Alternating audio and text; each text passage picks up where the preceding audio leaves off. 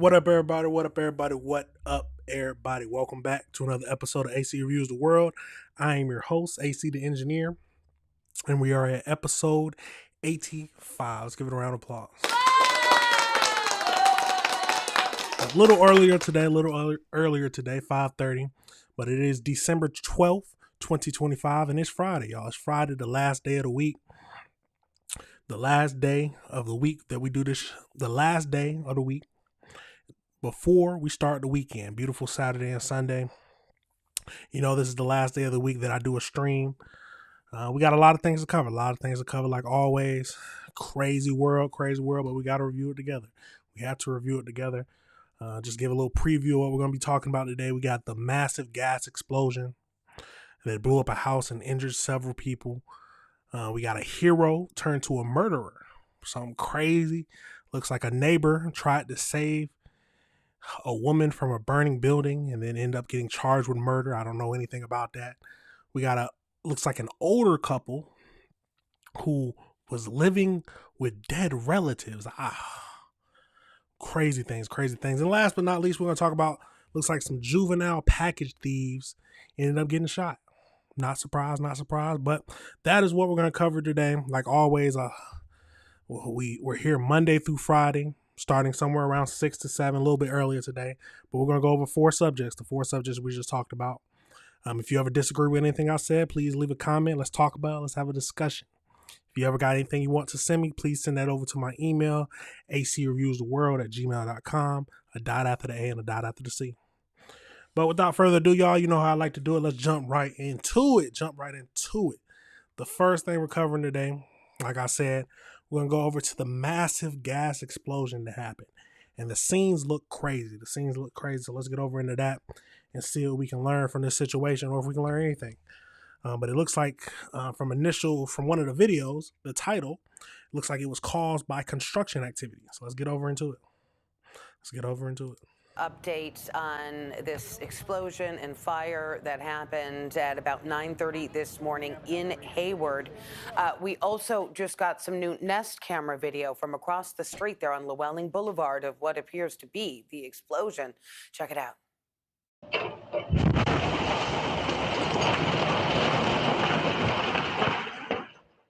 Wow. Yeah. So earlier, what appeared to be crews working on that house just before the blast, and then the fire broke out. Again, this is happening on East Llewellyn Boulevard, right off the entrance to southbound 238, which is closed down right now. Let's go live to Veronica Macias. Veronica, you've spent some time there at the scene. I know this is all evolving as we speak. What do you got? And people in this neighborhood just really shaken today by what has happened. This entire neighborhood coming out to look at all the damage here. A lot of people thinking initially it was an earthquake, then learning of the explosion here.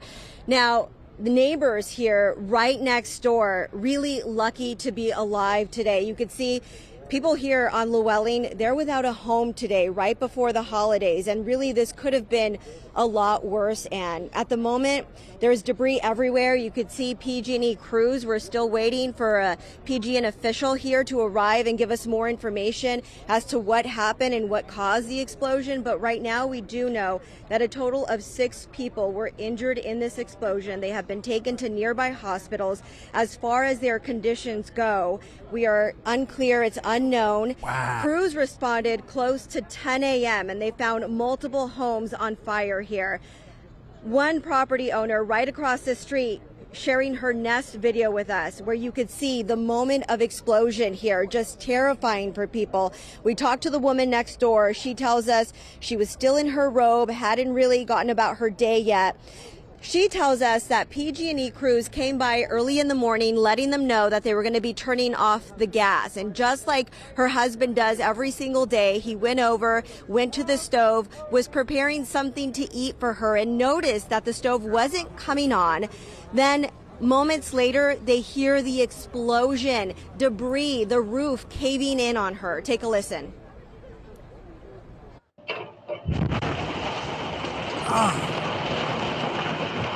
That has to be one of the scariest things imaginable. Jesus, in your home and that home blows up beside you. Oh my God. It looks like 6 injuries so far. I haven't heard anything about people dying, but this is crazy. Someone has to. So who is responsible? That's the main question. Who is responsible?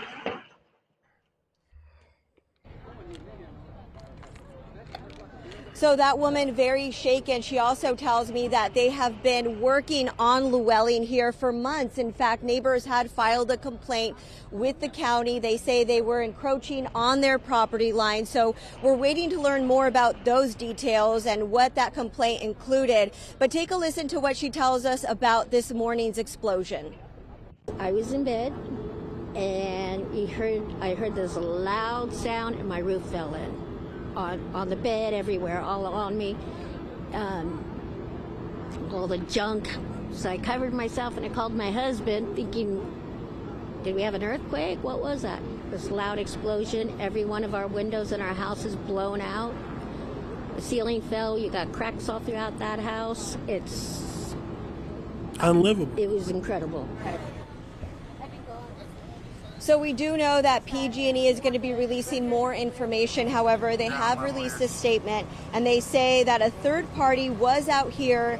They were working on an underground line, and while digging, they hit a line here, and they tried isolating the flow of gas to this neighborhood. They weren't able to stop that, though, until about 9:25, and that explosion happening 10 minutes later here at 9:35. So right now we're working on gathering more information about those 6 individuals that have been taken to the hospital. Their condition unknown, but Ann, I could tell you just from talking to the neighbor right next door, there are a lot of people here on Llewellyn that are just thankful to be alive after what happened here. Absolutely terrifying. You know, we've been covering this on CBS News Bay Area, our live stream, for a couple of hours, trying to figure out exactly what kind of buildings were involved, because we know there were some light commercial buildings, some businesses around the area.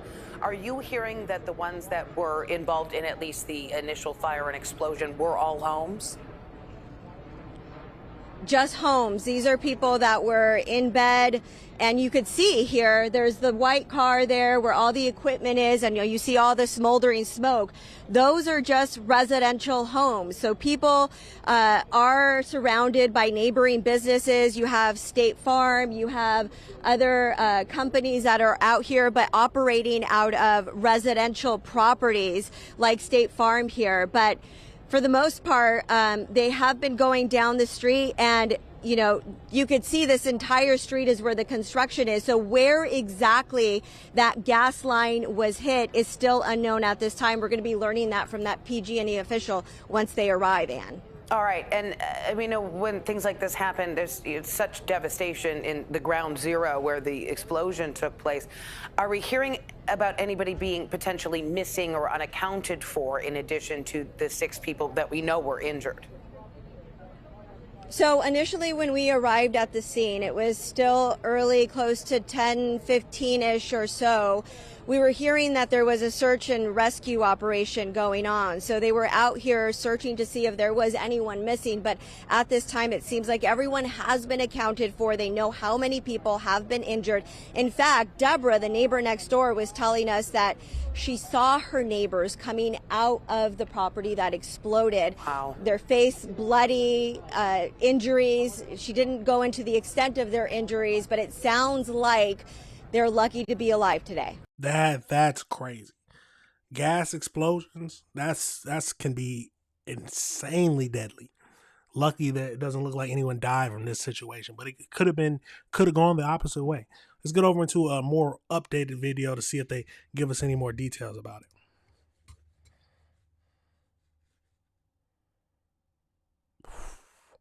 Wow.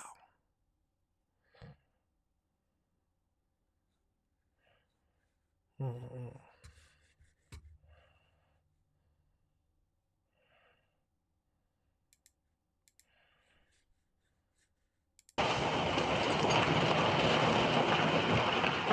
A doorbell camera captured the terrifying moment this home suddenly exploded into flames in Hayward, California Thursday morning, sending thick smoke and debris into the air. Deborah Amotoy was inside her house when it happened. I was in bed, and I heard this loud sound, and my roof fell in. On the bed, everywhere, all on me. One home was destroyed, and several neighboring homes, including Amotoy's, were damaged. We have what appears to be multiple patients and certainly 3 additional ambulances. 6 people were rushed to the hospital, 3 with serious injuries. Pacific Gas and Electric says it was alerted at 7:35 a.m. that a third-party construction team damaged an underground gas line. The gas company dispatched its crews to the scene, who spent about 2 hours trying to isolate the damaged line and stop the flow of gas, but gas had already been released. And at 9:35 a.m., the explosion happened. Every one of our windows in our house is blown out. Jonathan Vigliotti, CBS Mornings. As you can see, police have put the... That's crazy. Gas probably pouring out the line. Something causes, all it takes is a little spark. Whole home gone. God. crime scene tape up. The house that exploded is just down the street there. Alameda County Fire says dogs were brought in to look for any signs of life, but the scene has been cleared. Everyone has been accounted for, but one neighbor tells me she saw 2 of her friends being taken away in an ambulance and hopes they are okay.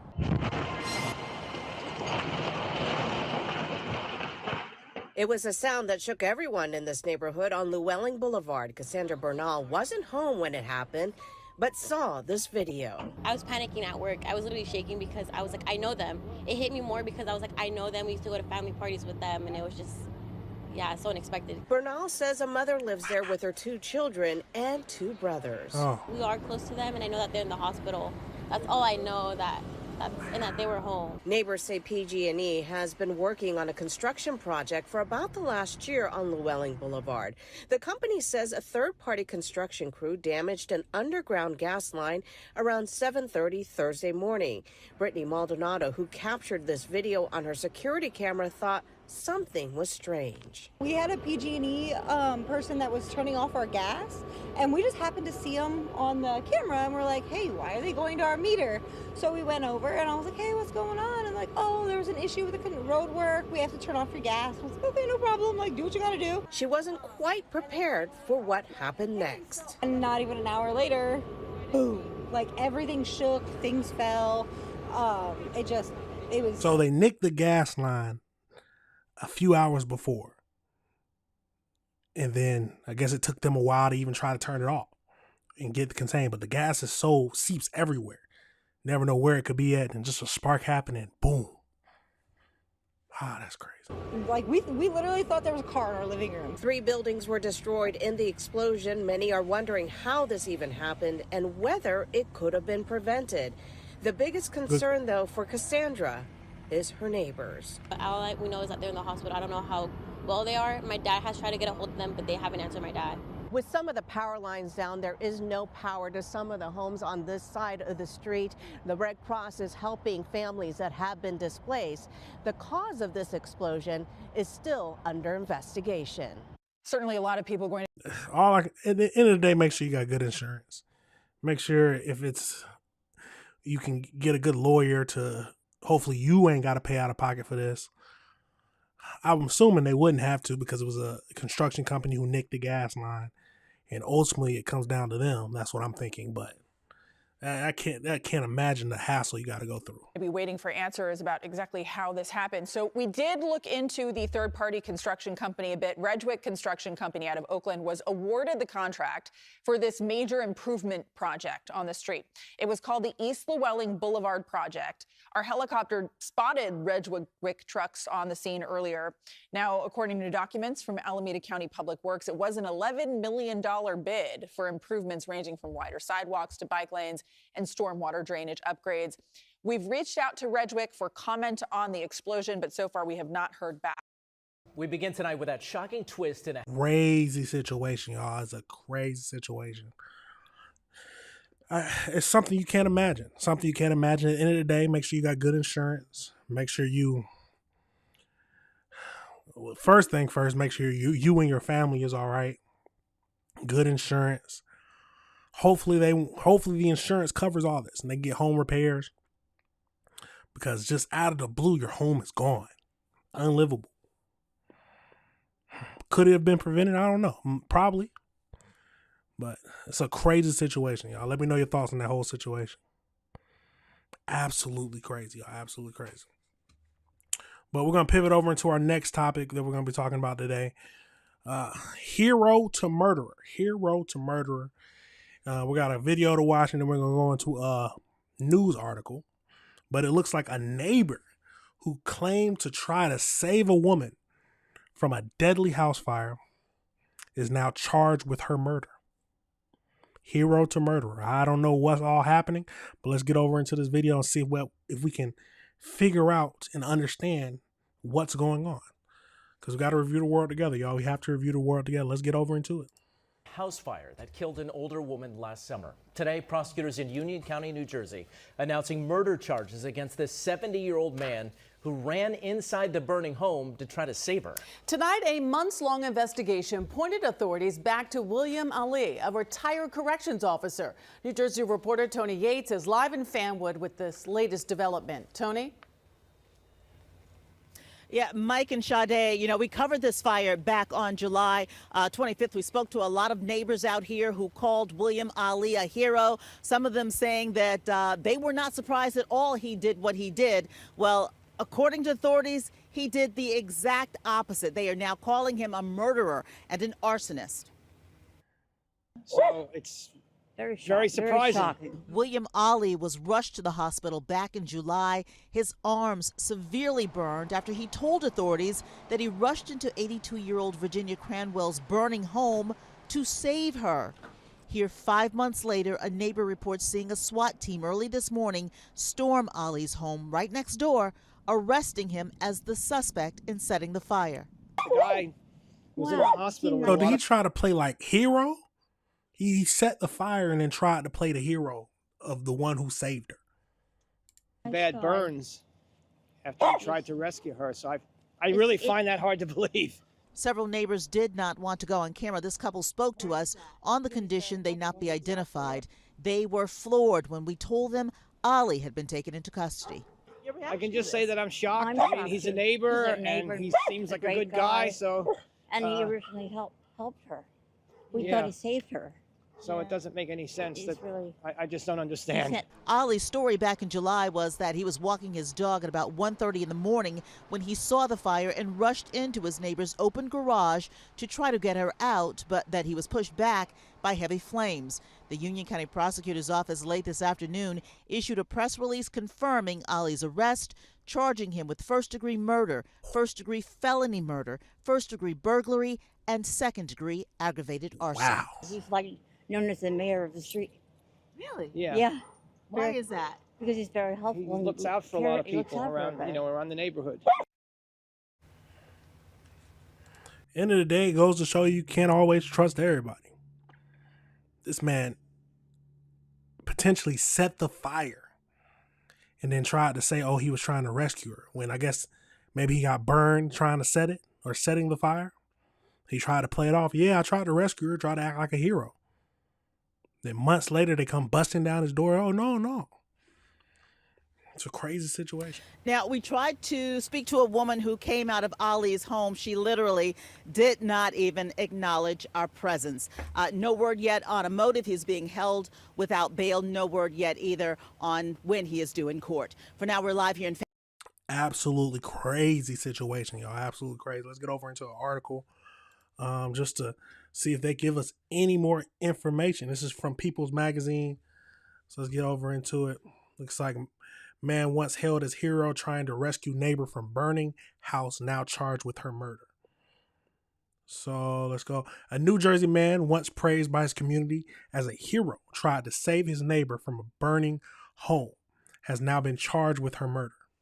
William, 70, has officially been charged with the murder of Virginia Cranwell, 82. Union County Prosecutor William and Chief Law Enforcement Officer Daniel announced in a press release Wednesday, December 10th. He was charged with first-degree murder, first-degree felony murder, first-degree burglary, and second-degree aggravated arson. Authorities were alerted to a house fire at 1:37 a.m. on July 25th. He told the police at the time that he was walking his dog when he spotted flames coming from the Cranwell house and ran inside the burning house through the open garage. However, he was taken into custody on Wednesday and charged with the connection to Cranwell's death. It is unclear what led to his arrest. However, authorities said in a news release that after the investigation, fire officials later determined the cause of the fire was an intentional act. Union County medical examiners also ruled Cranwell's death as a homicide. Multiple neighbors expressed shock over the allegations alleged against him. He was known as the mayor of the street because he was very helpful. One added that the suspect even sustained injuries during a fatal incident. The guy was in the hospital with a lot of bad burns after he tried to rescue her. I really find it hard to believe, a neighbor told local news station. Another said, I can just say that I'm shocked. He's a neighbor and he seems like a great guy. And he originally helped her. He tried to save her. So it doesn't make any sense. I just don't understand it. Cranwell's daughter, told the New York Times that she got a phone call about the fire and arrived at her mother's home shortly after the blaze. I gave him a big hug and everything. Oh. And she said, seeing before he was taken to the hospital, she added that he claimed that he tried to save her mother. He's a retired corrections officer, has been her neighbor, Cranwell's neighbor, for more than 30 years. What does it say? It says, the daughter says, looking back at that night, nothing made sense. They said that the fire was contained in her bedroom and that it started right in her front of her bedroom door. And she was trapped in her bedroom, she said. In fact, someone from the fire or the police told me at the time, your mom's house must have been really insulated. It was such a hot fire and it didn't spread to anywhere in the house. Yeah, you got red flags going off everywhere. It says the daughter is currently lodged at Middlesex County. Not the daughter. The correction officer is currently lodged at the Middlesex County Jail pending his next trial appearance. The prosecutor said it is not immediately known if he has retained an attorney yet. Crazy situation. Absolutely crazy. Tried to play the hero. But he was in there trying to either rob or he was trying. They charged him with burglary, so most likely he was trying to rob, possibly. But then why set the fire? Was his whole goal to make himself seem like a hero in their eyes? And see, it's a crazy situation. He even hugged the daughter when she came and was like, yes, I tried to save your mother, I just couldn't. That's a psychological disorder. Is when you try to you set up a scene to make yourself look better. If you know that psychological disorder, tell me. Y'all know what I'm talking about. It's absolutely crazy. There are some crazy people in this world, y'all. And you can't trust everybody. Every neighbor was like, oh, he's the mayor of the street. He's always here helping people out. And little did they know he's over here trying to burglarize and setting flames just to kill one 82-year-old woman. Wow. And he's 70 years old. Oh my God. You're in jail. You just want to live the rest of your old life in jail? Wow. Absolutely crazy, y'all. Let me know your thoughts on that whole situation. How do you feel about that? That's a crazy situation to think about. Did he set the fire intentionally to become a hero and try to play it off like he tried to save her? Or did he just get burned by accident and was like, oh, might as well run with it. Wow. Because he probably had to go to the hospital and then they asked him, oh, why was you in the house? I tried to save her and I just couldn't do it. Flesh got burned. feeling good for 6 months, living on the highs of being a hero. Then next thing you know, SWAT busting your door and you getting tackled to the ground at 70 years old.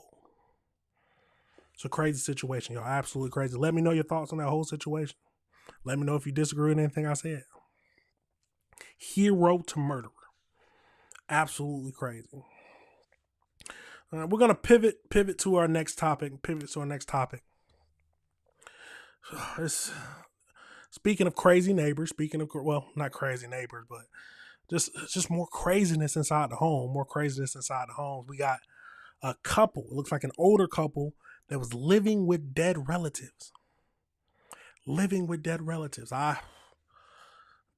There's some kind of mental disorder, but let's get over into it and see what we can learn from this situation. Absolutely crazy. Let's see what we can figure out. We got 2 videos to look at, and then we're going to go into an article that breaks down a little bit more about this situation. Police have issued an arrest warrant for a couple for living with a corpse. They say their motive was to cash Social Security checks that belonged to the deceased. The wife and the brother of the deceased was living in the same house while the body decomposed for 6 months, living off of his Social Security checks. This is the house where the body of Michael... Hold on. They said the wife... Is it the deceased wife or the brother's wife? That's a big difference. Let's keep going. Living off of his Social Security checks. This is the house where the body of Michael Bebout was found, decomposed in a bedroom. Green Washington Regional Police say arrest warrants have been issued for 64-year-old Debbie Bebout and her husband, 69-year-old James Bebout. Police say they found Michael's body in January after another relative requested a welfare check. Police finally filed charges along with determining their motive for living with a corpse. She pretended to take care of him while the brother actually didn't know it for a while.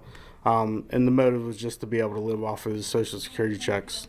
Tonight, police say Debbie and James Bebout cashed at least 6 Social Security checks that belong to the deceased. They're still looking to make an arrest. Covering Washington County, Sheldon Ingram, Pittsburgh's Action News 4. Social Security checks still being given to dead people.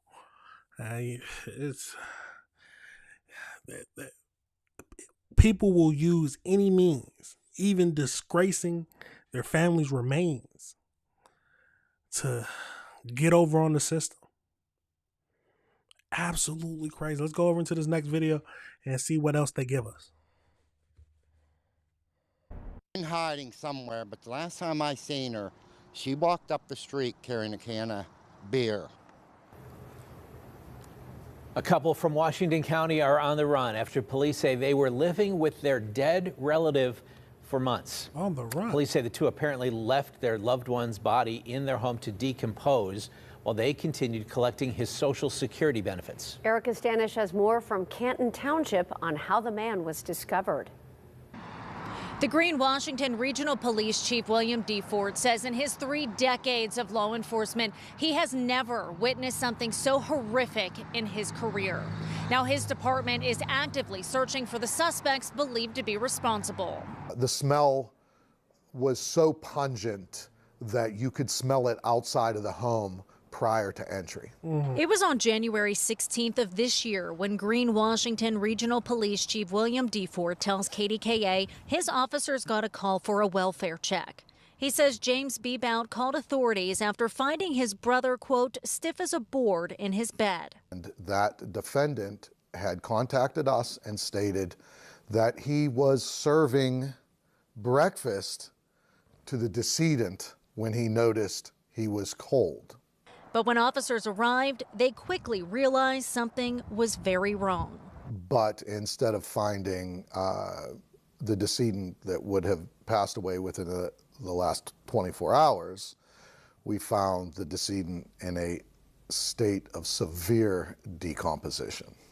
DeFord says James Bebout and his wife Debbie were living in the home with his brother Michael Bebout, who owned the home, and believes the two were reaping the benefits after his passing. What we found throughout the investigation was roughly a half a dozen Social Security checks that were cashed by the defendants. Investigators say Michael Bebout died months prior to getting a call to the home and say the couple deposited thousands of dollars from Michael's Social Security account, paying for food, gasoline, and heating oil. Neighbors described James and Debbie Bebout as bad news and said they knew something was wrong when it began to smell outside. We smelled an awful smell. We called the gas company, thinking it was a gas leak. Here it wasn't a gas leak. It was him. They always had a window cracked, so to let the smell out, apparently. DeFord says in addition to finding the skeletal remains of Michael Bebout, several other dead animals were found severely decomposed inside the home. What the? To have something like this happen in society today is an absolute violation of the human construct. This is both morally and ethically reprehensible. Arrest warrants have been issued for James and Debbie Bebout. Anyone with information on their whereabouts is asked to call 911. Crazy situation. So are they on the run right now? Let's get over into this article and see what all that's talking about. So, article by Inquisitor. A couple lives with relative's dead body for 6 months and pretending to care for him. So a Pennsylvania couple accused of living with a decomposed body in their home to cash out his Social Security checks. So James and Debbie were residing in Canton Township. The police found that they were living with James' dead brother. Living with your own dead brother? Which had been decomposing for 6 months. Both Debbie and James are now facing charges of theft and conspiracy and corpse abuse after a year of police discovering their horrifying living situations. James' brother passed away at 64 and the couple decided not to report his death. The police discovered his skeletal remains in the bed while his body had decomposed beyond recognition. His body was found in January this year, and James explained that he was stiff as a piece of cardboard when he brought breakfast to his brother in bed. He told police that he was not aware of his death, and the police further investigation and found how disheveled and absolute horror, house of horrors their home was. They were residing in horrific conditions and hoarded large amounts of items.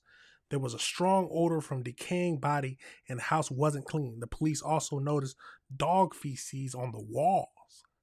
There was also bodies of dead animals in the house. Neighbors had also noticed an odor and said that the couple didn't seem normal. If you're living with a dead body for that long, you are obviously have something seriously wrong with you. Seriously, got like hoarding disorder, all that combined, and then you need help. But you are a criminal, so you got to face your punishment. They concluded that Michael's died of natural causes and not murder, but the couple failed to report his death and were using his Social Security checks. Regional chief said that they had accumulated $20,000 in their bank accounts, while the wife, Debbie, pretended to take care of her brother-in-law. Arrest warrants have been issued against the couple. Let's see. Reacts to the news saying how awful this is for the system. One user commented that this is the kind of Social Security fraud that costs everyone. Good luck trying to claw back money from that couple. They look like they don't even have more than a few pennies to their names. Yes. Another one added, just unbelievable. How can someone let another person rot? How in the world did they live in that house? That's good questions. Waking up and going to sleep all for some Social Security checks. People who are not in the right headspace, let's say that, not in the right headspace, will do some crazy, unthinkable things just to get some free money. It's absolutely tragic. Absolutely tragic. see. Anything else? Let's see, anything else? It's for unclear reasons, James alerted police of the death of his brother in January. Authorities believe that given the condition of Michael's body, that he had been dead for about 6 months. He was a skeleton with clothes. Although the gruesome discovery was made in January, charges were not filed until Wednesday, until the toxicology test results on Michael's body were complete. So January to Wednesday, that's a problem. From January, it takes that long just to get toxicology. Absolutely crazy. The test determined no foul play. So James, the brother, called the police. Well, what is happening? Was it all the wife's doing, or did James had to know? Come on now, he can't be that stupid. He can't be that stupid. He might have just, or he might, I don't want to say stupid. He might just be that mentally ill. There's a lot of questions, but it's a crazy situation. At the end of the day, they were doing all this for some Social Security checks. Deposited more than $20,000. So hold on. So 6 months, he was dead for 6 months. I think that's what they said back in another article. So 6 months.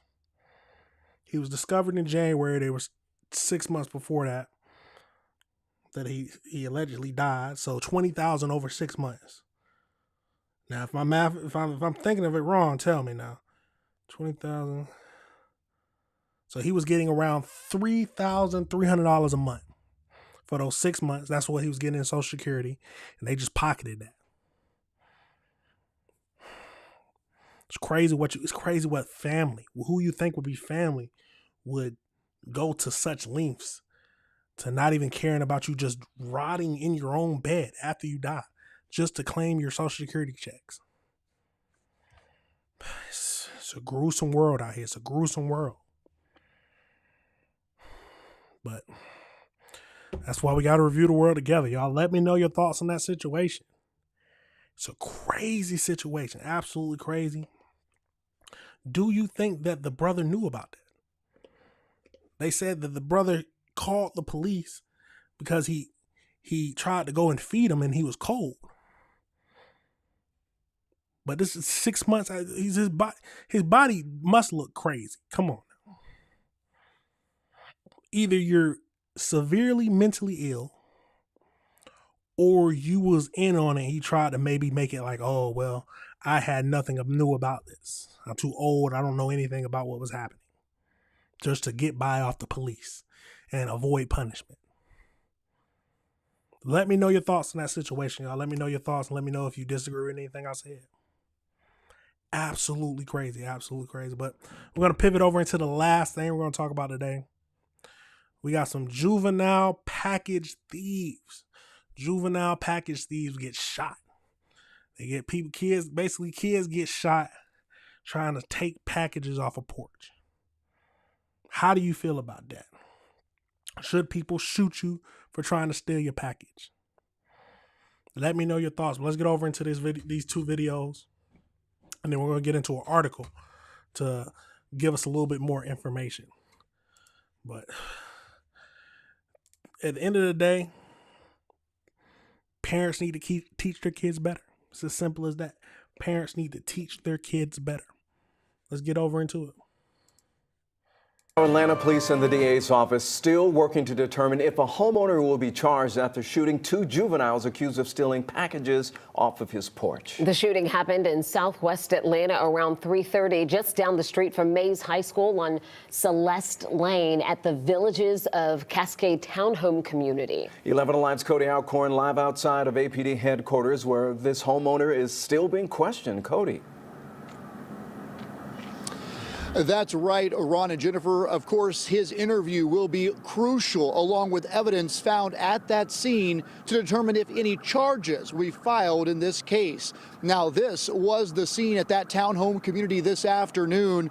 Police say they found a 15-year-old shot in the foot. The second victim shot and critically injured, as you mentioned, but we just learned just in the last hour that young man has pulled through surgery and is expected to survive. The chief made it very clear there was no home invasion here. He says right now it appears the two juveniles were stealing packages when they were shot. Now, one thing I noticed and questioned the chief on this afternoon is why so many officers continue to show up hours after the shooting in the 6 o'clock hour.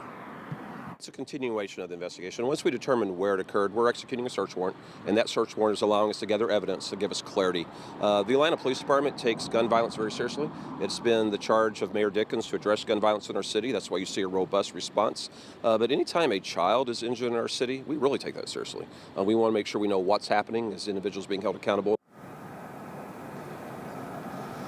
Now, first thing, do I think you should shoot somebody unless you feel like your life is in danger? I don't know how he felt, but no, unless you feel like your life is in danger, or you could be in danger, somebody around you could be in danger, then I don't think you should shoot anybody. But we gotta also point out, what are the kids doing stealing packages in the first place? Why are they going on other people's porches stealing packages? Why did they think they could get away with that? How many packages have they been stealing? It doesn't sound like either of them died. So but even if they did, we still need to ask these kinds of questions. What is going on within their household? Why are they stealing packages? Is that just a common thing that they like to do? It's a lot of questions, but let's keep going.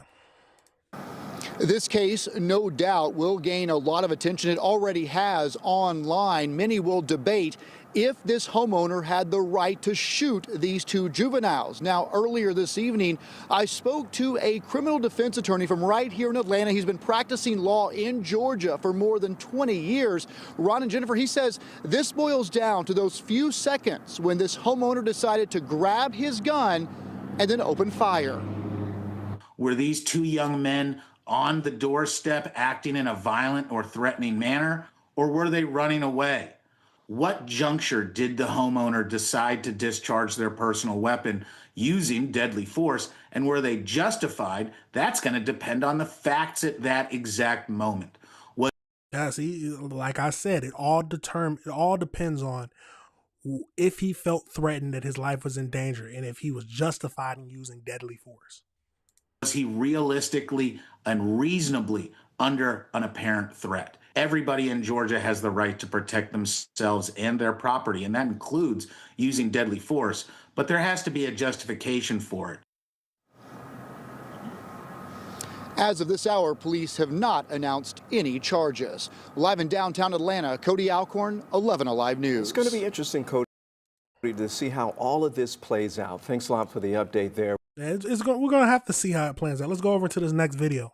Yeah, just a very sad, unfortunate situation. A case of apparent porch pirates turned violent on Thursday. I was up in my room, heard a gunshot, and well, on the balcony, and I saw the paramedics out there assisting somebody. Atlanta police say just before 4 p.m., a homeowner here along Celeste Lane in southwest Atlanta spotted two people stealing packages from his front porch, and then he opened fire. One of the shooting victims, just 15 years old. Police say he suffered a gunshot wound to the foot and is expected to fully recover. Another individual that has not yet been identified, we believe to be a juvenile that has been seriously injured by gunfire and is receiving care at Grady Hospital. We flew News Chopper 2 over the scene. You can see how police blocked off the area while neighbors waited outside in disbelief. Kind of closed, people can't get in or out. Thursday evening, we watched as the crime scene unit searched the home and collected evidence. As for the homeowner, he's being interviewed as we further the investigations,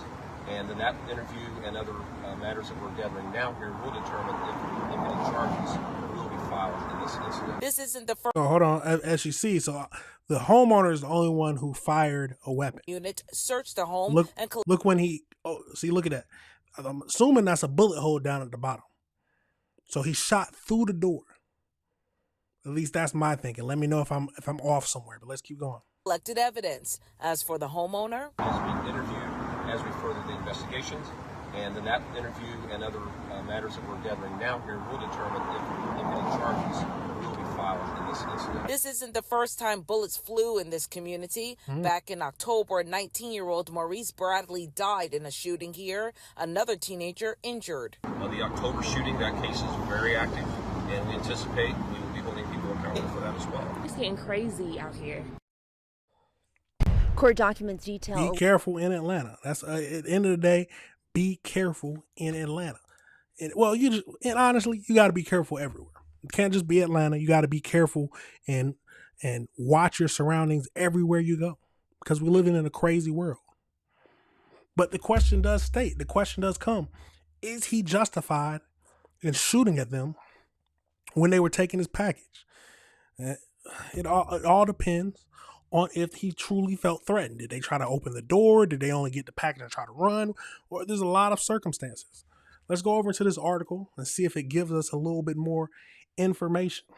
So WSB TV teens were stealing packages off the porch. So Atlanta police are investigating 2 people shot on Thursday. Officers were called to an apartment complex just after 3:30. Let's see, crime scene tape. A 15-year-old was shot in the right foot and taken into a hospital. They said he is stable. Another victim was shot in the right arm and was taken to the hospital in critical condition. Investigators have not yet identified, but they believe he is also a juvenile. Police say the 2 victims were attempting to steal a package off the home's porch when a homeowner caught them. That's when police say the homeowner shot. He is cooperating with the investigation. So I'm assuming he assumed that he would be able to get away with this. So either that hopefully he knew the law, or he just assumed that if they take his package, he's allowed to shoot him. I hope he wasn't that stupid. It's just a very sad and unfortunate situation.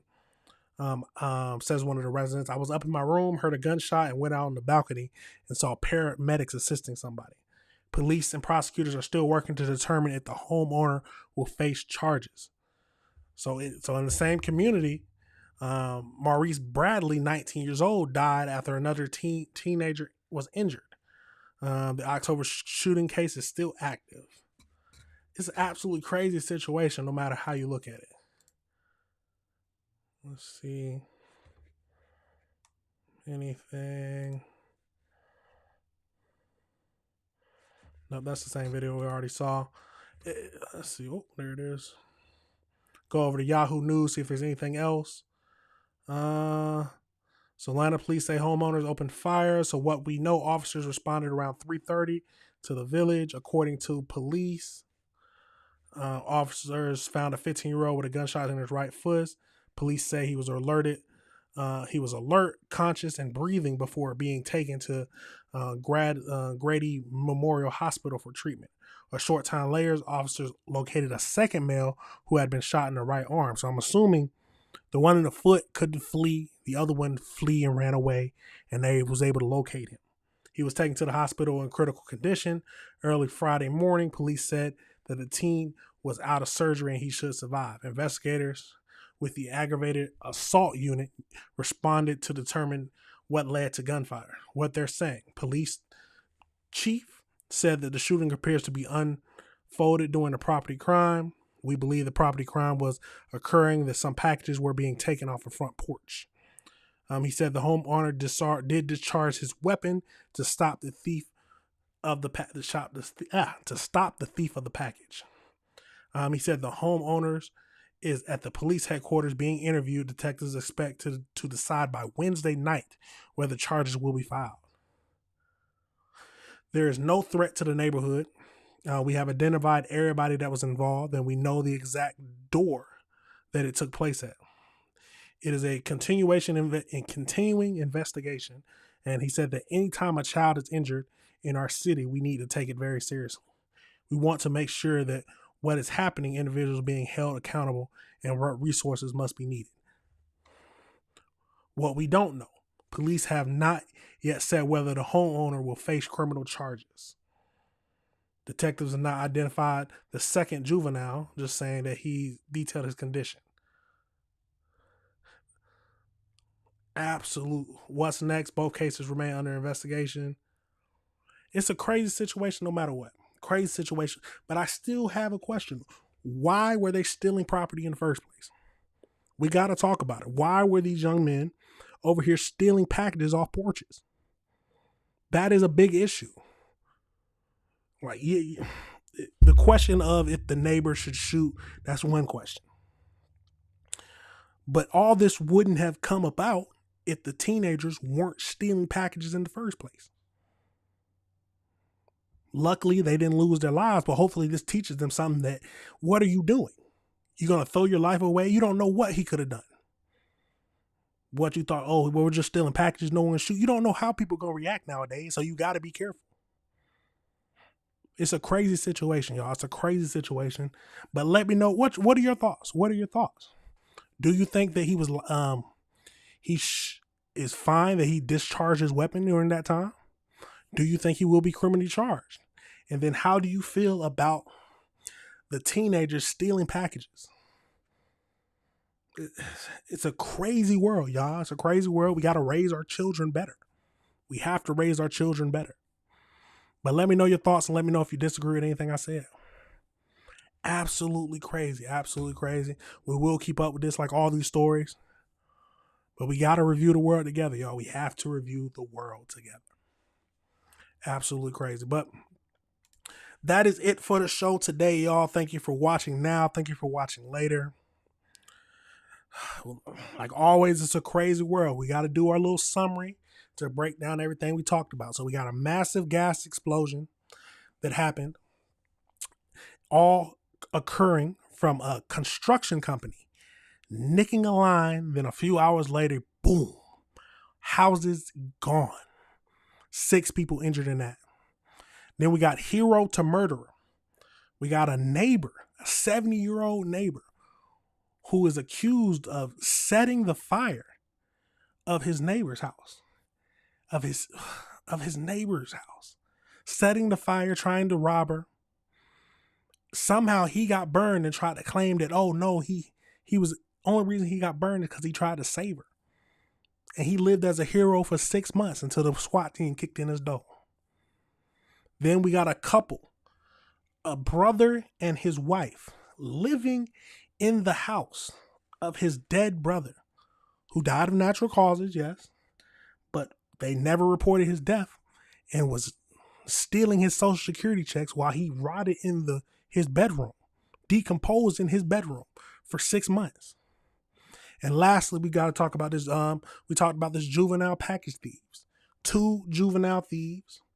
One was 15. We don't know how old the other one was. And they ended up trying to steal a package, ended up getting shot. And we don't know if, they're still trying to determine if the homeowner will face any charges. Luckily, they didn't die. But why were they stealing packages in the first place? A lot of crazy things, but it's the world and we got to review it together. We have to review it together like always. But it's a crazy world, y'all. But thank you for watching. Remember, this is AC Reviews the World. I am your host, AC the Engineer. And that is it for the show today. These videos will be breaking down, but you already know I got to play the outro before we end it. But that's it for now, y'all. See y'all on Monday. Peace. Oh.